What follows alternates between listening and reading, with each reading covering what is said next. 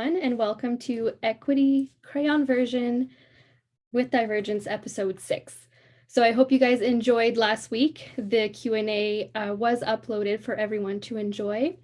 I just want to go over a few little reminders. We love seeing your faces, so please make them visible, and it makes it that much more enjoyable for everyone.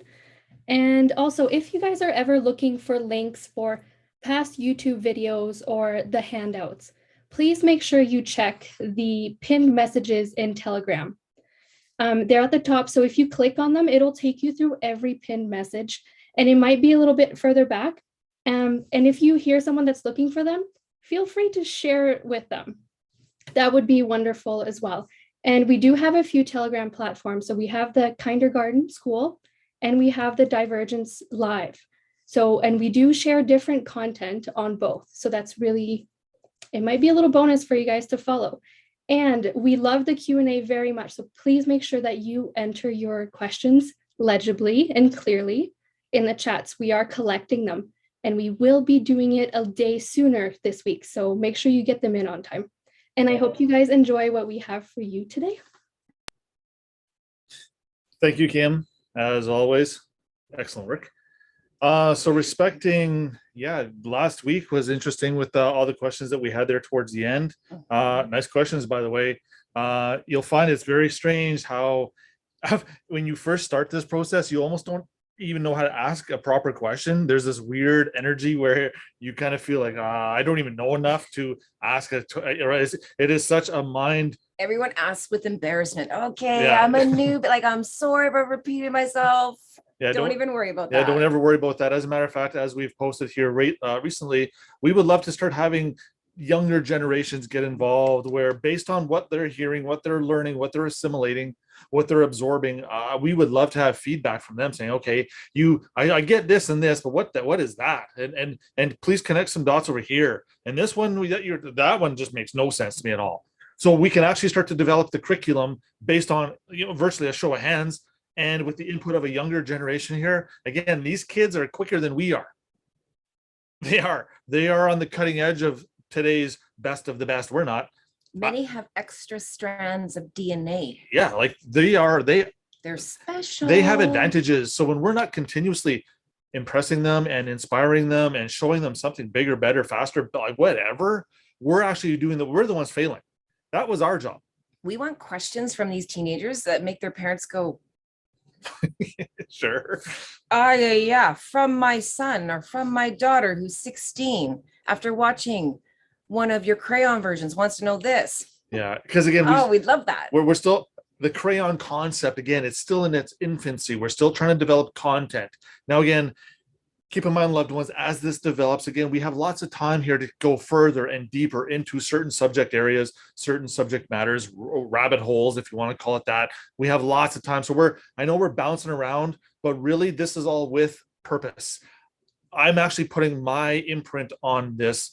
I actually know, or I have a pretty good idea of what is very relevant here first. And we're actually trying to develop it in a bit of a chronological order. It's not going to completely make sense, but you're getting the nuts and bolts where the nuts and bolts need to be. Like, this started since the beginning of man and woman. This is like, how do you crayon this in an hour? Yeah, it's virtually, like this is like taking a water. I tell Darren all the time, it's like taking a waterfall and putting it through a straw. There's just get a visual on that. There's going to be overlap, so much overlap in so many different layers, in so many different dimensions, and so many different moments in time. There is so much processing going on here that unless we do a little bit of a system upgrade, it's like your cell phones here. Operating system needs to be upgraded, and if you ignore it long enough, pretty soon all your systems don't start to work very good. Same thing with us. We need to literally bring ourselves up a little bit, get ourselves prepared, get ourselves readied for some new information here, because again, as we've mentioned in the past, this is not anything that anyone has ever really taught us before, except if you're a bit of a veteran to this scene, you may have heard a lot of this stuff in the last 10 to 15 years, but unless you've been a part of this movement, this is all going to be very fresh. And because it's so fresh, it's going to feel very and sound very alien or very foreign, or where does this even come from? So again, this is where we, this is where we do breathing and connectivity meditations before we talk about this information. Yeah, absolutely. Again, every little thing or every little component or part that we can add to this collective to help us connect, to make this easier, better, faster, more efficient, less stressful, whatever it is. Be mindful of that. Be conscious of that. Be asking of those things. Be requiring, be demanding of those things. If you're demanding things, that tells me that you're actually laying down enough positive track every day that puts you in a position to demand. Can you imagine if you sat on the couch all day, did nothing, and now you want to bark demands? See how you're just ignored? Not a chance. The more you contribute, the more you elevate your position to ask in return, or literally direct the energy. And that's what Divergence and all the schools and the queens and everyone that we're trying to touch with our message here. I'll talk about what our mission statement is here pretty soon in one of these newer episodes. But first and foremost, I know we spoke on Friday. We talked about the socialism and socialists and things of this nature. We've actually pushed that off until tomorrow's episode because there was still a few gaps and there were still a few elements that we really needed to touch on here first, which is what we're about to do. And touch we will. This is what's just so amazing about how the information comes in.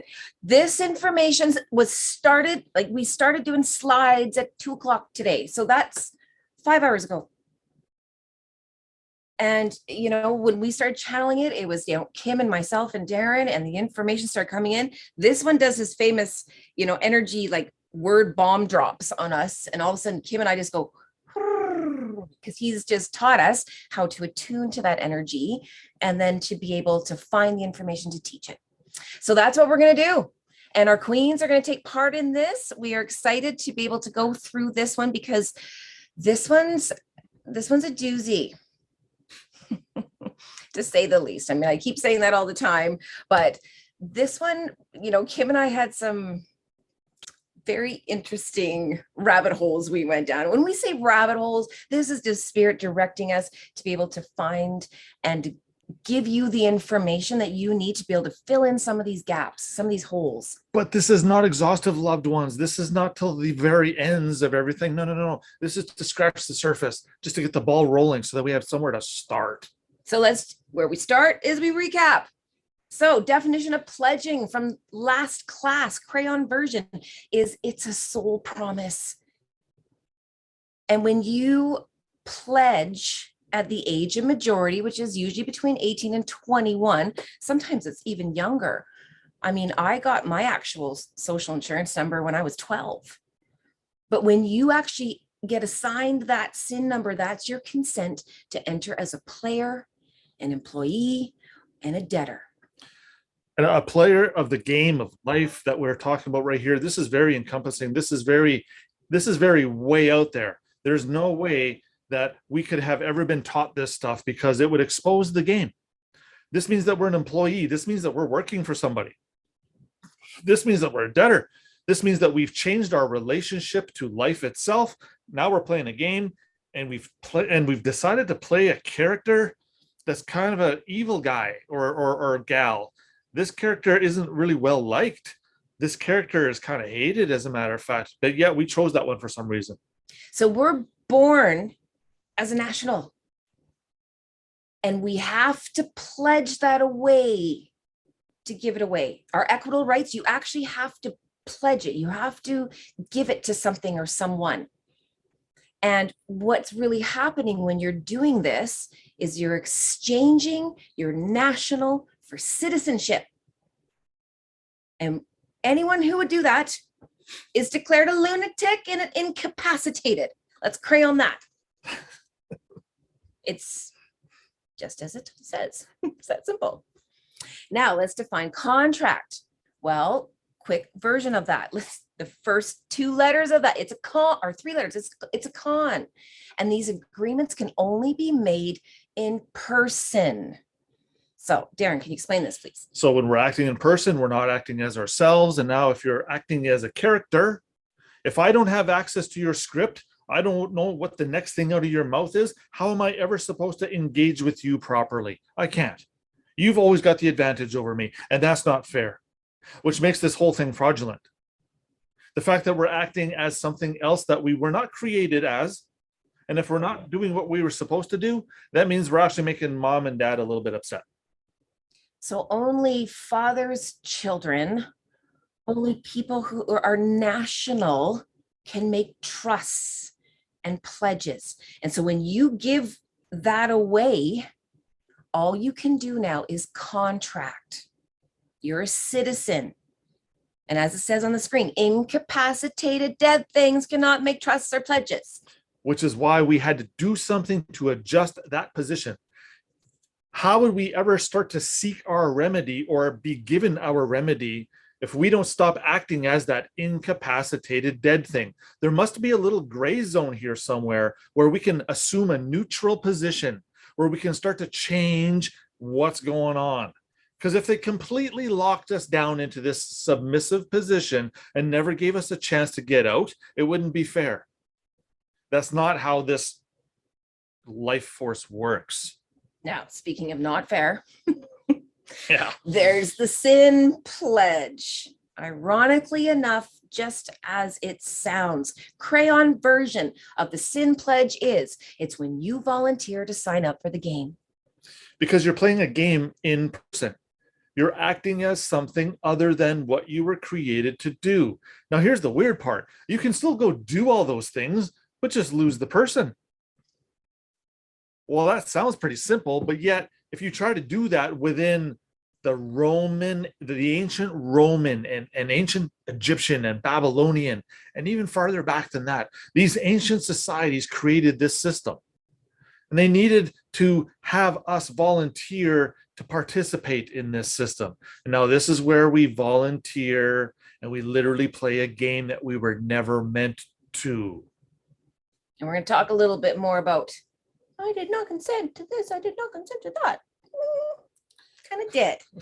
So speaking of which, speaking of pledges, and this is where it was very interesting this morning when we started talking about pledges. I was getting some channel information to do a pledge that we made to the matrix versus a pledge that we made to Father, and that's coming, loved ones. And the vibrational difference between those two. And that's when Darren said, hey, go look up the Pledge of Allegiance. Okay. It's a nice working example, as you're about to see. So what is the pledge? The American Pledge of Allegiance. Here we go. I pledge, and we all know now from past schools, pledge means a soul promise. You sell your soul, you give it away. Here you go. I pledge allegiance to the flag of the United States of America and to the republic for which it stands, one nation under God, indivisible, with liberty and justice for all. That sounds real pretty. It does, but here's the problem with it. When you're pledging allegiance to a flag is absent spirit and life. Our creator did not create the flag. Oof. Put that in your notes. If we're pledging allegiance to something our creator did not create, how close does this meet the requirements of idolatry? Fundamentally, yes, it does. It's the golden calf. It's the illusion. It's the other God that Bible itself is talking about and telling us not to do. The fact that we are pledging allegiance, here's the definition of it. The obligation of fidelity. That's a powerful word. And obedience which the individual owes to the government, the flag, whatever the flag is attached to, under which he or she lives, or to his sovereign in return. What do you mean, sovereign in return? Did you return your sovereignship? Did you do something with sovereignty right there? Did something just take a turn of events? Maybe. For the protection he or she receives. So we traded our sovereignty for protections. Now that might sound like a fantastic thing on the surface. How many protections have you guys been getting lately? Yeah. This is where they can now, empower themselves to administrate their protections onto the public however they deem fit, because the public serves them. And as your servant, the master can do anything except kill them. We weren't supposed to kill the servants, but apparently that's becoming status quo. So at some point here, things are about to shake up real quick because there's a lot of innocent people that are going through something, call it the tribulations that, Revelation speaks about. There's going to come a point here, though, where the darkness loses its power really quick, because what the darkness is doing is now being seen. Now we can do something about it. So here's the Crayon version of allegiance. You following all of the rules and conditions, terms under a penalty, such as jail, if you don't follow them. That means you better do what you're told by them. Think of Monopoly. Just like that game Monopoly. We don't have a lot of wiggle room here for some reason. We've given away our sovereignty, our godlike qualities, our superpowers, our king and queenship. We literally gave those away, and we accepted something else in return that we had no idea what it was. For if we did, there's no way we would have done it. It's a bad deal. It was such a bad, really bad deal. it was beyond bad deal. Yeah. It's a whole other category of bad deal. Let's Crayon that. Wasn't good deal. And I like to insert a maxim just right here. This is where equity abhors a forfeiture, because that's exactly what just happened here, loved ones. Forfeiture means you forfeited your rights in exchange for something else. And we got... And nothing's better than what we gave away. It was the best. That's the point of this. We gave away the best of the best, and we got the worst of the worst. It was such a bad deal. Equity, the spirit of our creator says, no, the only way you would have done that is if you were confused. Crazy. If you were crazy. If you were practicing sin and iniquity, and maybe you needed some punishment. But other than that, no. There had to be a back door available for anybody who started to follow Scripture and started to understand who the meek are. And by this obedience and by following the path of a better teacher, we were promised something fantastic. And you know what? From everything I'm looking at, our master actually lives up to his and her promises. Yeah, they do. Those promises are literally sitting there. They're so fantastic. They should be motivating us every day to do better and get closer to it. And appreciate those moments for what they are. Do your best with what you can. And then just a little bit more. Okay, so getting back to allegiance, here's the problem when we give allegiance to something such as a flag, the US, the Republic. It means that you are being faithful and agreeing to them. If you are faithful to another God, a dead thing, read this, loved ones, a fiction, a person, a fuck, also known as a fornication under contract with the king. That's what it stands for. I'll say it again. Fuck stands for fornicating under contract with the king. You are no longer faithful or obedient to who you should be. And now we get the punishments of our poor choices. And the punishments to come under the terms of a mortgage are very binding against the parties to that mortgage, or who it is that wants to be involved in that mortgage. So continuing.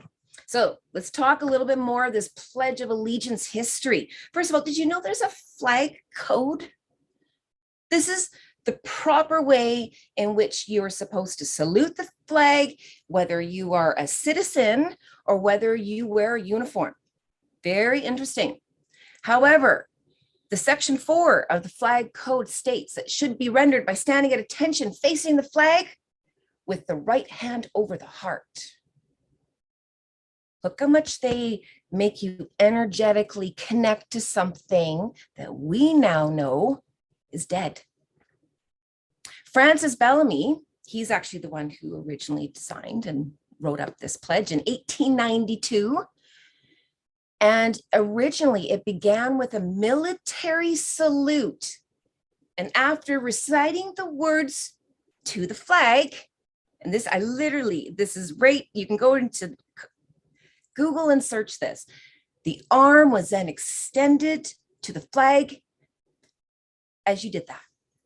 Now, this is a very important aspect of the allegiance and pleading it to the flag because of this military salute. Do you want to explain that, please? So this is a combination of mental things, physical things, and things in your heart. This is a loaded situation where you're about to do something incredible here every day. We are indoctrinated with this since we're very, very young. Problem is that when we are pledging, or when we are promising, or when we are being faithful to the military, that means you're involved in military matters. You're not on the land. This means you're involved with war type measures. So oddly enough, we're born in peace as okay, it may have been an emergency event. Mom's right, having a baby, that's technically an emergency. But there was a moment of peace right thereafter. That's the serenity. That's the connection with Creator. That's that moment of bliss. That's when we should have been restored or pledged to the land. Now, think back in movie history here. You may recall if mom has a baby and dad is way off, either at war or he's out in the field or he's doing something, he has to get back in time for the birth of his child. There's a big rush here for some reason. Remember, today's society they've kind of let this slide. You don't see this much anymore. But back not that long ago, it used to be a big deal that the father had to get back for the birth of his baby boy or girl. Why? So that he could actually take baby boy or girl and announce something. Maybe make a certain pledge right then and there with witnesses that could be documented. Maybe that pledge was to take the baby and present the baby to its creator and from the land from which it came. And this baby being born in love would be a perfect candidate to serve our Lord in heaven. However, that played out. That didn't happen. In today's society, dad doesn't make any pledge like that at all. But does he? Maybe he does in the form of a live birth record. Maybe dad does kind of make a bit of a declaration there. Maybe dad and mom together do inform the state as informants. Again, another military term. And when Darren talks slow, that means to really pay attention. I should talk slower. No, that means you're hitting some really big points. I actually want to now. talk faster. Point being, okay, so now that we're involved in military matters, militaries are not where we want to be. Once you volunteer for the military, they got your ass. You got to go through extreme measures now to get out of the military. And if you actually try to leave the base without permission and you go AWOL, what happens? They come and arrest your ass. And they literally throw you into military prison, which is way worse than the public jails that we're all familiar with out there right now. So the fact that we're connected with the military here, loved ones, is a big deal. So it's very important that we start looking at things from a military standpoint. And the military has got its fingers in everything. Okay, so why do they want to keep us making pledges? Well, this is where we got to go back to the Lord's Prayer. And we're going to go to the Book of Common Prayer back to 1928. We're going to be quoting the Lord's Prayer, of course, Matthew 6, verse 9 to 13. This is in the King James Version, of course. As we all know, our Father who art in heaven, hallowed be thy name. Thy kingdom come, thy will be done, on earth as it is in heaven. Give us our daily bread. Here's where we stop. And forgive us our trespasses, as we forgive those who trespass against us. Now, Darren has talked about this in the past. This is huge for us to understand. Now, let's kind of see another version of that. This is big to see different variations, different interpretations of this. Let's look at the complete Jewish Bible. Verse 12, forgive us what we have done wrong, as we too have forgotten those who have wronged us. Very similar. Forgiving those who have done us wrong. Similar. Very similar. Moving on. Let's look at the King James Version. This means we're going back. Those earlier translations were newer translations. Imagine that. So weird. But the King James Version, verse 12, and forgive us our debts as we forgive our debtors. So you can see a big distinction here. We got 3 variations of the same word, but yet the variations of that word are so obscure, they take us off onto an entire different path had we really known what was going on. Have you ever heard of the Geneva Bible? Just heard of it today. Star it, circle it, put it in your notebook. The Geneva Bible predates the King James by 51 years. Let's just call it the granddaddy. It's one of the granddaddies. It's the closest thing to the original. Verse 12 again, and forgive us our debts as we also forgive our debtors. So I'm just going to quickly insert something here. King James apparently was a little offended by something in the Geneva Bible. He felt it threatened his kingship somehow, some way. So he literally took it and reworked it, reworded it so that he would not be removed from power, maybe. I don't know. Why would he feel threatened by the word? I don't know. Any earthly king should, though. But they didn't change verse 12. But they didn't change verse 12. So again, here's the big difference, loved ones, so far. We're talking about trespasses, debts, wrongdoing, and I think we had one more version of it, or no? Well, speaking of trespasses, Ravina, how about you explain this to our loved ones, please? Absolutely.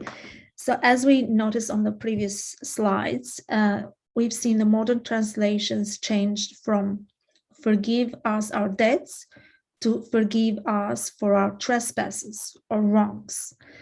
And this is a very different translation. If we go and see the various definition of trespass, you'll see in the orange, it means an unlawful act committed on the person, property, or rights of another. And our Crayon version is a person entering your space, being that physical or spiritual, without your permission. So it's when someone makes a wrongdoing without permission, without authority, a tort, or violated a right. And the changing it from debts to trespass makes us believe we can't go onto someone's property without their permissions. And that's what it is. We should be asking them, what does it mean? Or what do you mean I can have my debts forgiven? Or why does that never happen in the public? So I'll leave you with these 2 questions. We'll get to them later. Thank you. Excellent. So even though they've changed this word, okay, we're looking at the difference between forgive us our debts and forgive us our trespasses. Okay, so now we know what trespass means. Let's see why they use the word debt. So Serena, can you please explain that, please? Yes, thank you, Jody. Money debt is first and foremost created when someone gets a loan, which could be from a bank, a shark lender, or another person or friend as an example. So the red definition, a debt arrangement giving the borrowing party permission to borrow money under the condition that it is to be paid back at a later date, and usually with interest, sometimes very high interest. The orange crayon, under obligation to pay something, owing something, especially money, see also in anyone's debt. Green crayon, a pledge, a promise, or an allegiance owed to another party, including persons and corporations. Thank you. Thanks, Serena. I wanted to pay particular attention to just in the red section here real quick, borrowing party permission. Okay, let's talk about permission for a second. We think it's, okay, am I allowed to go do that? Okay, well, that's one of the definitions of permission, of course, but let's just break that word permission into half. You got per, and then you got mission. So per is half of person, and mission, if you're not on a mission with Christ as his co-missioner, if you don't have co-missioners working with you on your mission, which mission are we on? It actually says per mission. That means a specific mission. And again, if we mixed up our missions, again, when the military sends out its soldiers on a mission, right? Isn't that what they do? So when we're partaking in war-like activities, not coming in peace or with clean hands, usually we start to have all these things attached to us now, all these obligations and duties. And unfortunately, in the public system, this is not where we want to be. We do not want to be on the debt side. We do not want to be a debtor. We do not want to have debts. And here's the reality. Most of us are drowning in debt. Oh, yeah. And so when you see a scripture that has been changed from it's supposed to be forgiven to it being completely changed to a different translation, there's something going on here. We're supposed to be forgiven our debts every 7 years. I was like, where's that in scripture? I've read scripture lots of times. I don't remember that. And there it is. Google it. Up comes Deuteronomy 15. Here you go. At the end of every 7 years, thou shalt make a release. And this is the manner of the release. Every creditor that lengtheth, they like those, ought or lendeth, thank you, ought unto his neighbor shall release it. He shall not exact it of his neighbor or of his brother, because it is called the Lord's release. Okay. This is King James is kind of like Darren's version. It's like the equity version. So let's just go to a different, easier version to understand this. First of all, we're seeing here, loved ones, that there are multiple translations that talk about these 7 years. There's to be a cancel of debt, a release, grant a release of debt. A remission. Oh, he loves that. We were just talking about mission, and here it is again, a different mission. Huge. So now that we know this, let's look at the New American Standard Bible Translate. You can't get any more crayon for a Bible. Okay, so this is going to really break it down. It's not the King James version where you got to, kind of figure out the whole pidgin English part of it. Or I shouldn't say that, sorry. But it's just more complicated language. So this is going to be easier for us. So look at this, loved ones. It says, at the end of every 7 years, you shall grant a release of debts. And this is the regulation for the release of debts, that every creditor is to forgive what he has loaned to his neighbor. He shall not require it of his neighbor and his brother. Why? Because the Lord's release has been proclaimed. Now, it talks about from a foreigner, you may require it. Can you please give some insight on that? So here you go. So we know from past episodes, especially the equity and aliens one, if you're a foreigner, you're alien. But an alien can act on his alienability. That means you have the ability to be an alien, and in that ability, you can do something with that position. It means you can actually be neutral. You can either go this direction or that direction. You can actually do things. Very few of us know how to do it, and that's what this is all about, loved ones. Okay, so it proceeds to say in verse 4, however, there will be no poor among you, since the Lord will certainly bless you in the land, which the Lord your God is giving you as an inheritance to possess. Oh, wait a minute. Just to insert real here quick. Possess the land or possess a person. Choose. Possess the land from that which our Creator gave us, become one with the land and stay there, or be possessed by a person, stay in that world of weird ass spirits and necromancy and summoning the dead and all that kind of weird hocus pocus, Walking around, all that crazy witchcraft stuff. We had the choice. Verse 5, if only you listen obediently to the voice of the Lord your God, to follow carefully all this commandment, which I'm commanding you today, for the Lord your God will have blessed you, just as he has promised you, and you will lend to many nations. That kind of sounds like there's abundance, there's some wealth, but you will not borrow. Okay, why won't you borrow? Here's why. You got so much, you don't need to borrow. That would be greed right there. And what's that mean if we are borrowing? Trouble. And you will rule over many nations, but they will not rule over you. So again, back to nations and national and international and private national. Again, you can start to see why being on the nation's side of things and not be. Does it say citizens? No, sorry. No, I don't see. that. Yeah, no, citizens isn't in there. Specific reasons why they will not rule over you when you are not a citizen. Kind of makes sense. Didn't we volunteer to be ruled by the public governmental figures because I wasn't sure how to govern my own affairs? So this was the default program. This is what my mom and dad told me to do.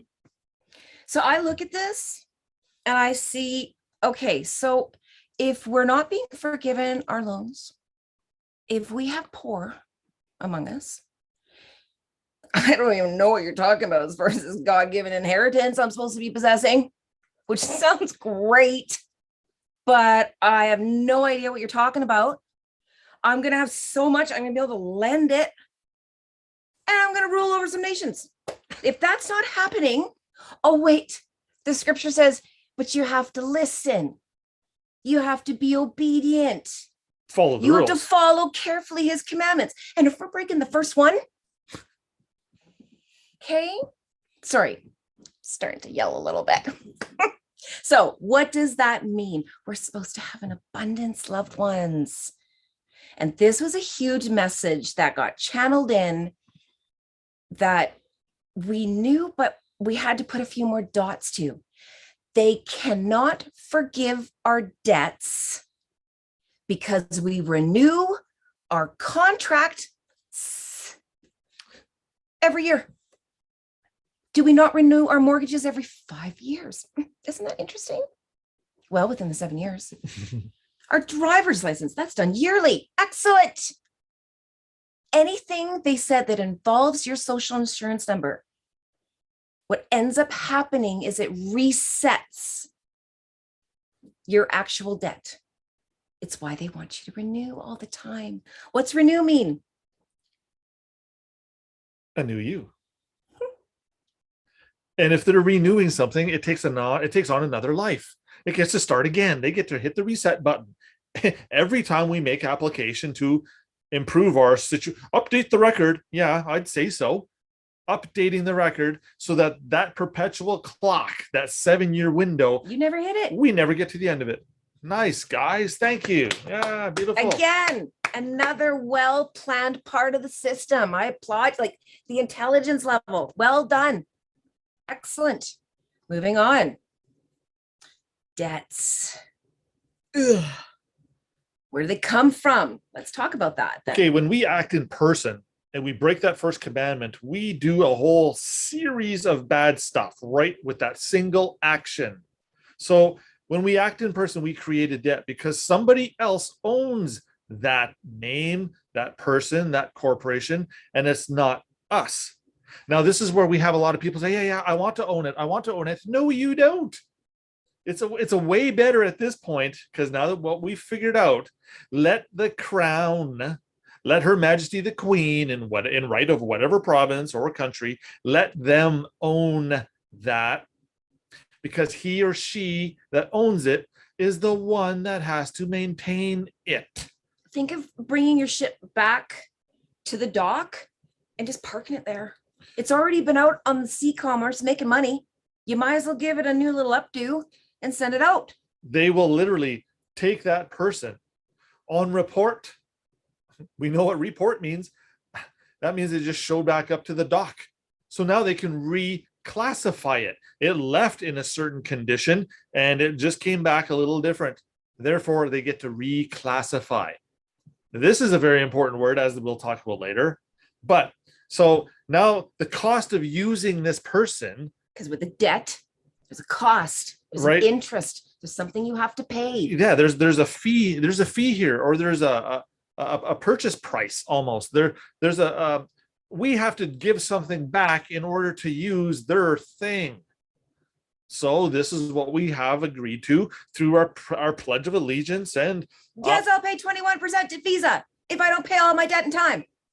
And our oath to the country, which is more or less just a multinational banking family, is all it really is. When you actually had the wealth to create your own bank, you chose not to do that. We decided to go play in the banker's world and use their little tokens and their little characters. They're cute little buddy. So this is what happens. We created debt. We now owe them something. They said, here's our character, use it. Now you owe us. The problem is what we owe them is our entire lives. And trust me, that is a very bad deal. So when we are in person, we can never pay debt with debt. Explain that, please. Debt doesn't make debt go away. One thing has to be more powerful than the other to actually kind of consume it or make it poof, to make it, to trump it. So how does debt actually make other debt go away? You can't actually take debt and pay for debt. It doesn't work. You always need something with a little bit more valuable. And the reason we can say debt is because the money that you own are debt notes. We know they're public. They're part of the system. They're part of the system. They're registered monetary type notes of exchange. They're little bills. Yeah, we can do things with them, either privately or publicly. And again, the American First dollar bill, the $1 bill says it right on it. No Canadian, I've never seen it on a Commonwealth bank note.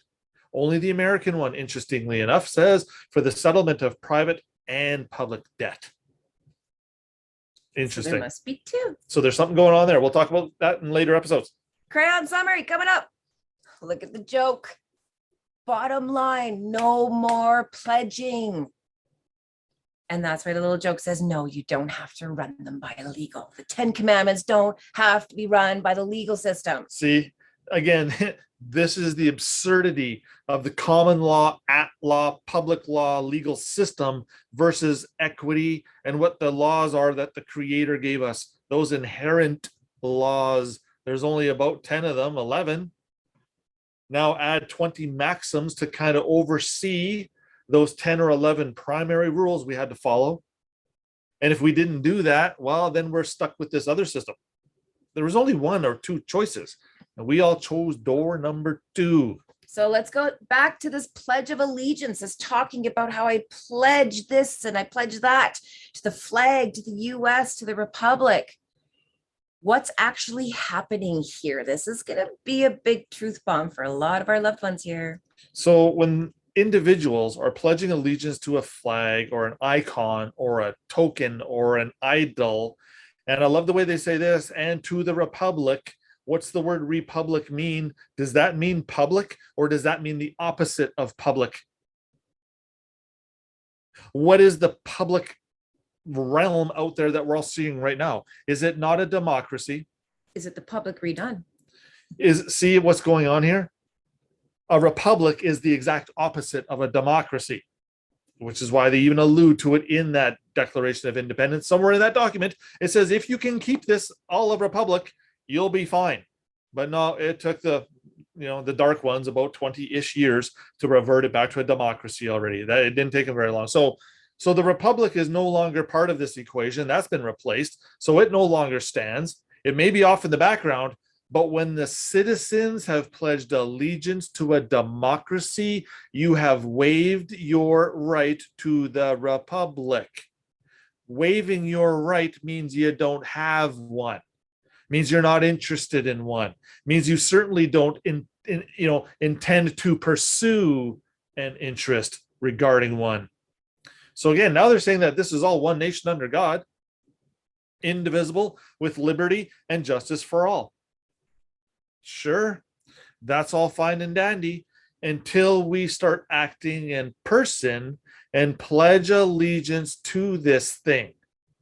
This public democracy is different now than the republic. Two things are at work here. It's not what it used to be. It's completely different.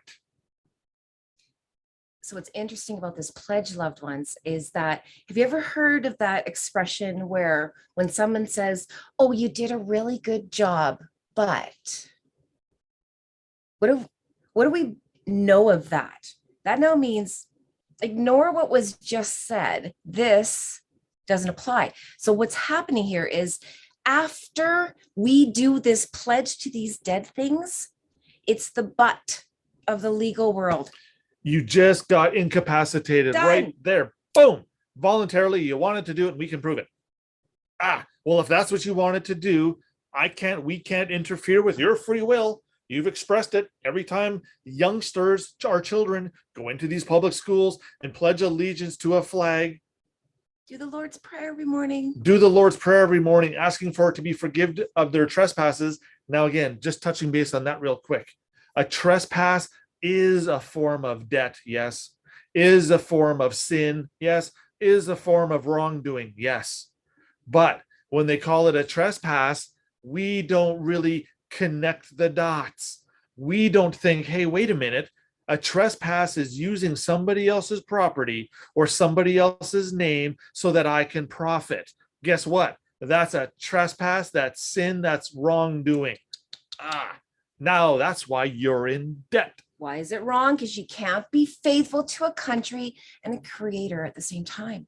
And, we were talking about this today going, there's so many, men and women of the military who put their heart and soul into this. We are not questioning, Oh yeah, it's what their intent is.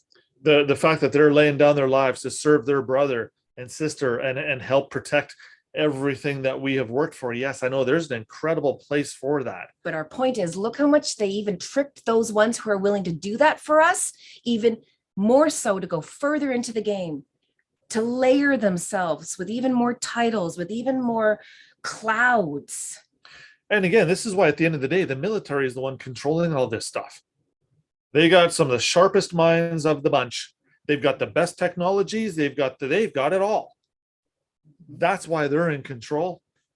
And until we prove ourselves worthy, they're here to babysit our asses. That's all that's happening. And especially when we volunteer for it, where's there any fault? Where's there any blame? You can't point fingers at them now and say, you're ruining my life. Wrong. We don't have that argument, as a matter of fact, and equity would agree. You continue to act in person. You're volunteering for the hardships. You're volunteering for sickness and death. So let's talk about what we're going to be touching on tomorrow. Again, we are very clear that there are different pledges that have been made. There are ones to creator, and there's ones that we made to this matrix, the Monopoly game. And we're going to lay out law language in the matrix one to create a little bit more terminology for you. And then we're going to do one for creator. Because again, when we go back to this screen here, loved ones, when we talked about that anything after the Republic, see that? Nothing applies.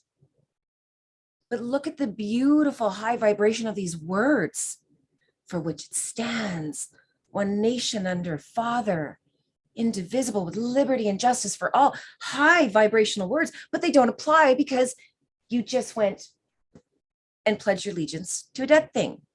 We had all that stuff without the Pledge of Allegiance to a flag. So that's why we're going to create the different terminology to let you, again, feel the vibrational difference of it. And this is a big part of what is about to happen to socialized citizens right now. Again, I thought today's episode, sorry, loved ones, was going to deal with socialism and social contracts and social things. We thought social just meant, oh, go be friendly and go say hi to your neighbors. Go be social. Well, it turns out that once you start expanding on the word social, it starts to take a very dark meaning very quickly. Hence socialism. Hence communism. So there's some things coming here at us really quickly that we really need to start comprehending and get our minds wrapped around.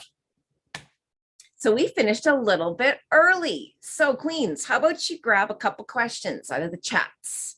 We'll let you intuitively grab one of those and we will answer.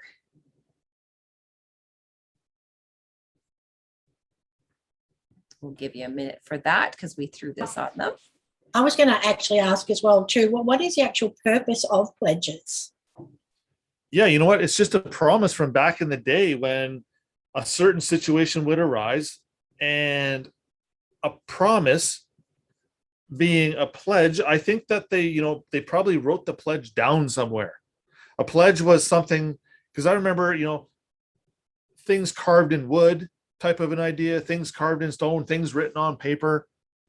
A promise seems to be a little different, although our Creator did grant us promises in written word. He did grant us promises in the vocalized word, but pledges doesn't really seem to come up in Scripture except when it's talking about when we're doing it for the wrong reasons. He's saying, pledge your obedience to me. Don't actually say it, just do it. Even our Lord is asking us to not make an oath to him or her. He's saying, just go do it. I don't need the oath. Just go do it. So when we now start coming forward and we start making these pledges, that's you imprinting your life soul promise on something. You've put your X, you've put your mark, you've imprinted that agreement with your soul. And through this pledge, again, ancient doctrine, the stuff goes back a long ways. It is a promise that can be used even against you. Hey, you promised me that you were going to do this. You didn't. Now here's the penalties for you. And they're big. Some of these penalties are ridiculous.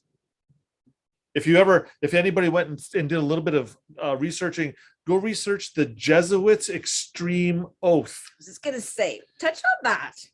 Their oath that they swear to each other and their special little society is rather, not only is it comprehensive, it's pretty extreme. Highly detailed. It's very extreme. So and these are the people ruling the world right now.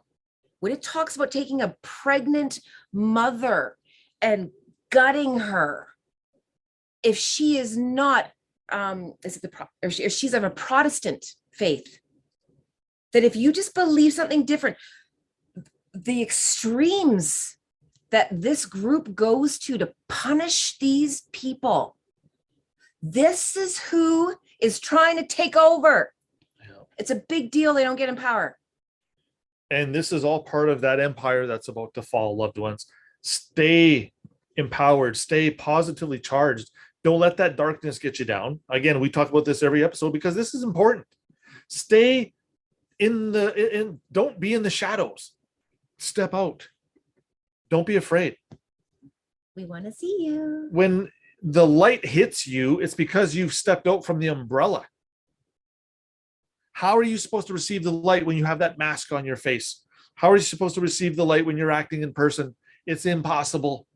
So all the loved ones out there that go to church regularly and have for the bulk of their lives and with good intentions and this and all that and the other, again, it's heartbreaking to know that because they're breaking the first commandment, their prayers are essentially being ignored.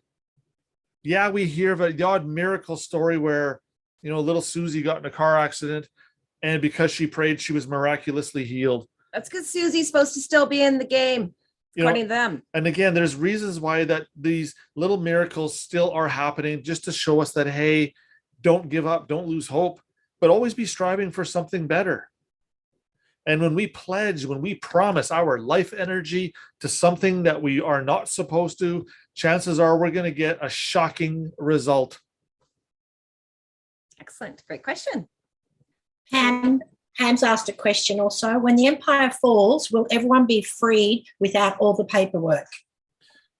Yeah, that's a good question. Initially, the paperwork, the processes that we're dealing with to set the stage to get us/you into a place where you can start to exercise your control directly.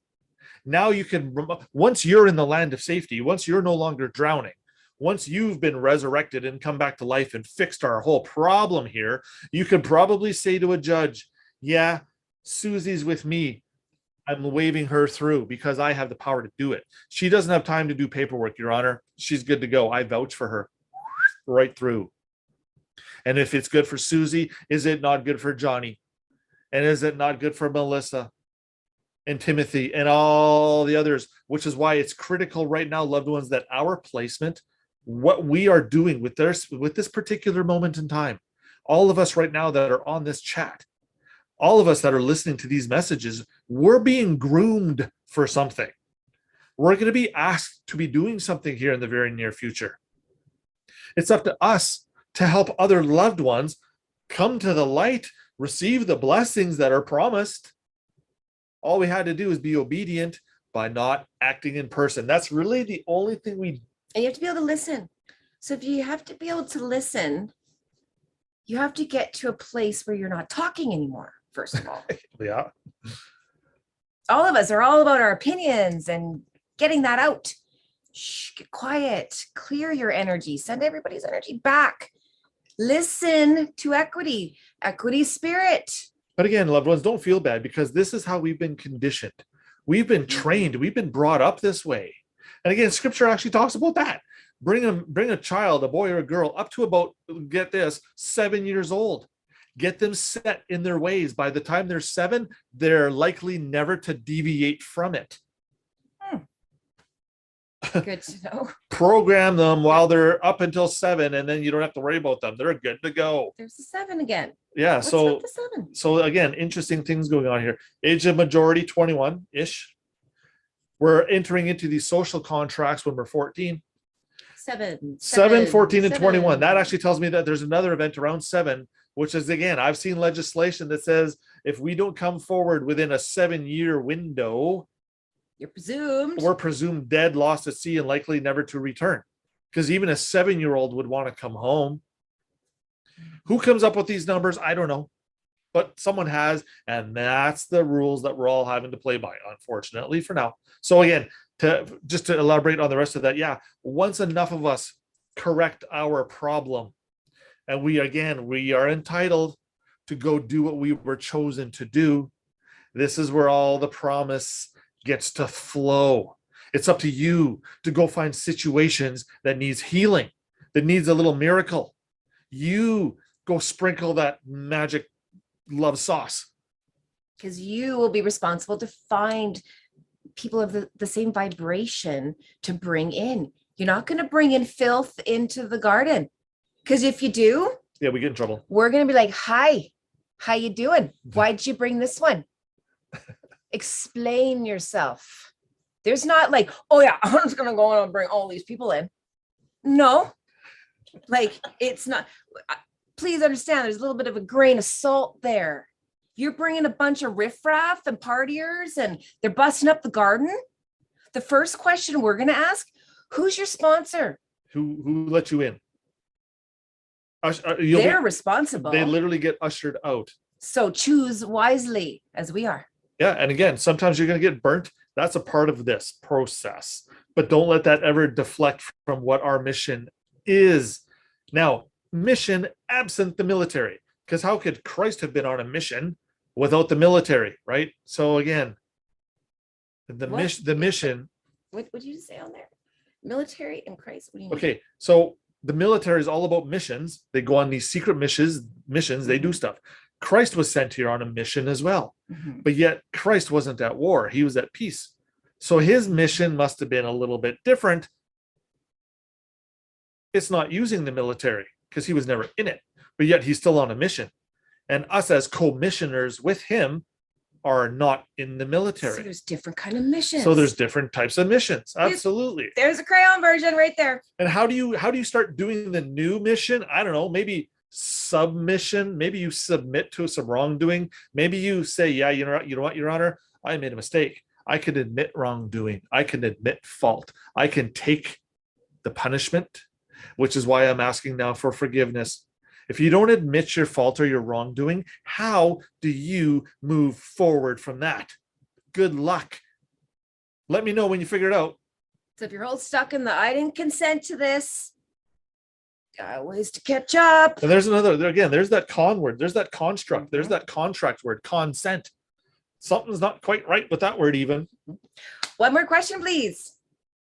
So I have another one actually, just in regards to, oh, sorry, did you want to go, Ravina? Sorry, I thought you were leaving.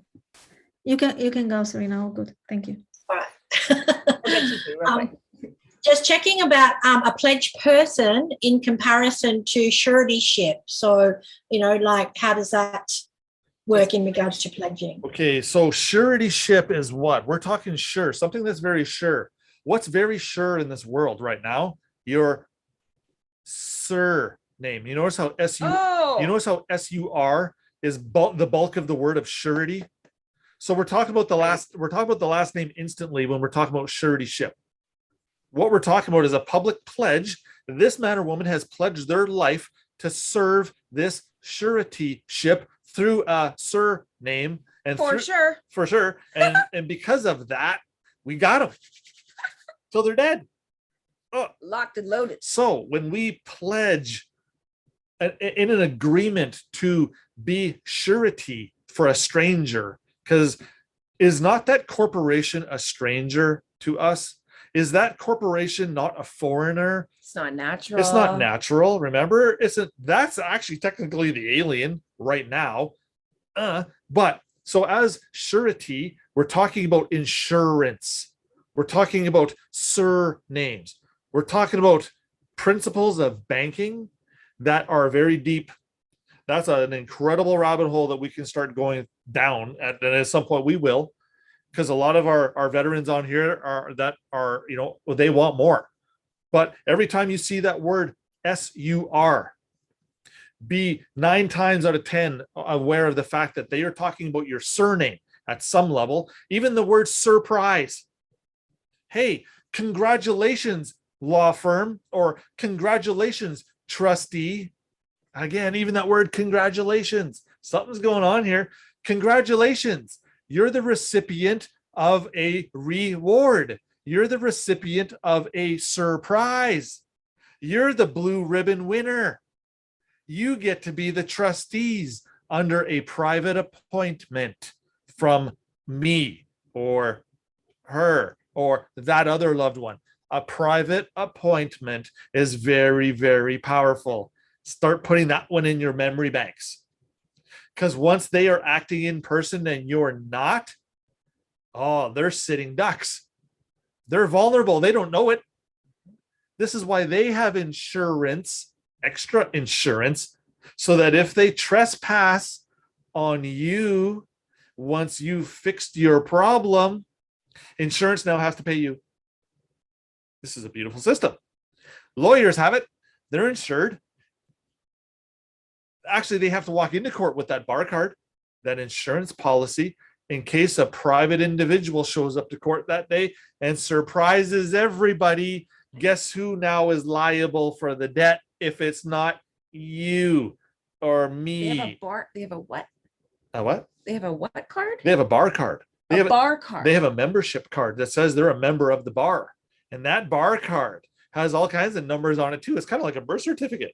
It's almost like a special little game piece that we can say, hey, I put my game piece on the table. I need to see your game piece. Otherwise, this isn't fair. Something's not balanced here, Your Honor. I clearly have the upper hand. If I have parted with something valuable, if I've put my money where my mouth is, and I'm about to make a statement in court with this particular game piece, I become very powerful. I actually have standing. Now we can demand that now of the lawyers or the officers if they're acting unbecoming or if they're acting like jerks and you really need to pull on their chain a little bit. Expressing a trust is very easy when you're not acting in person. Now, quickly, what's the best way to not act in person? Get rid of it. Give it to somebody else. If somebody else has it, how can you act as it now if you don't have it? Now, next question is going to be like, how do we do that? It's coming. I promise it's coming. All right, loved ones, any other questions, please leave them in the chat. Our queens will compile them. Again, we will do questions and answers on Thursday, not Friday this week, because actually, never mind. We're just going to keep it exactly the same because I actually screwed up his birthday. So we're going to keep everything the same. And if you have the questions, we will be answering them on Friday. So thank you again, loved ones. It's been wonderful hanging out with you. Have a great day, and we'll talk to you tomorrow.